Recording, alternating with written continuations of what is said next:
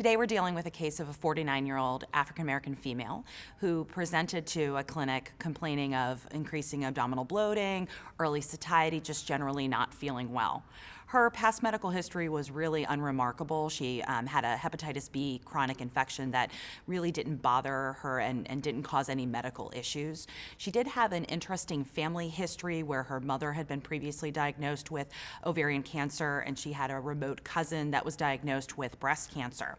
Ultimately, she underwent a workup which included a serum CA-125 level that was elevated at about 250.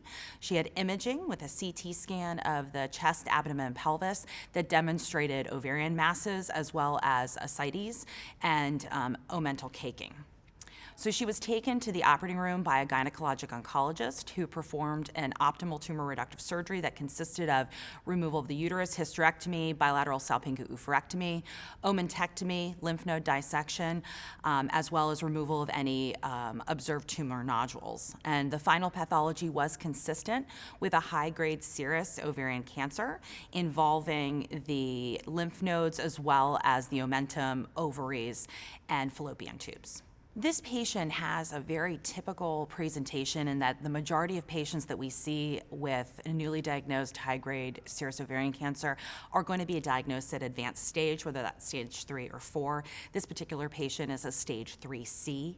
And we often see this because patients have very nondescript symptoms. They may not come in as quickly as they would for something like bleeding. Somebody feeling a little bit more full, their clothes not fitting as well, they're not eating as well. Those kind of things can be easy to blow off or attribute to a change in food, a change in diet. And so we often see these patients come in at stage 3 or 4, and this is quite common.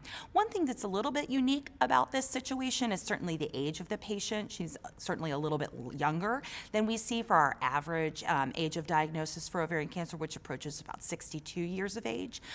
In addition, the family history raises an eyebrow, certainly making you wonder if there might be a hereditary cancer component to this particular patient situation.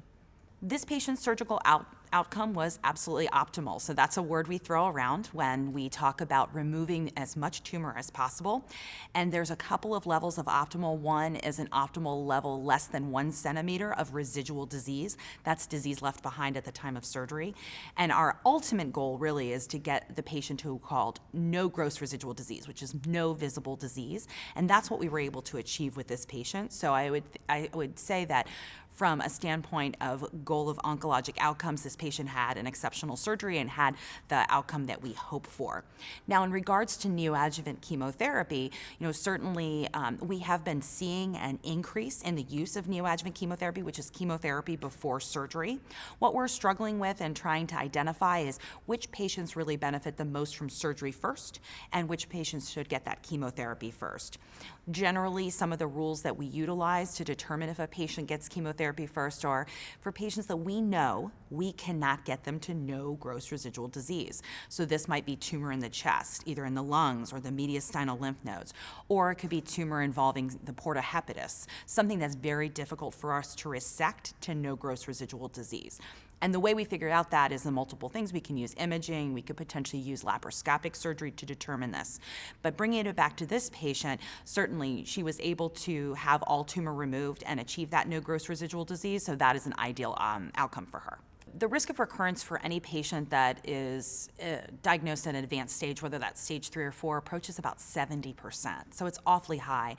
Even in a patient population where we can completely get them to a beautiful response after surgery and chemotherapy, the majority will recur, which is a huge issue for this disease.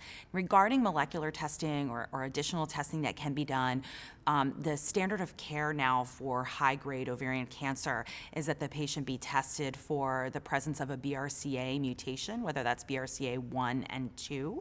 And that's for multiple reasons. There are reasons for family. This patient has a family history of ovarian and breast cancer, so this could potentially impact the remainder of her family if they're found to be at high risk.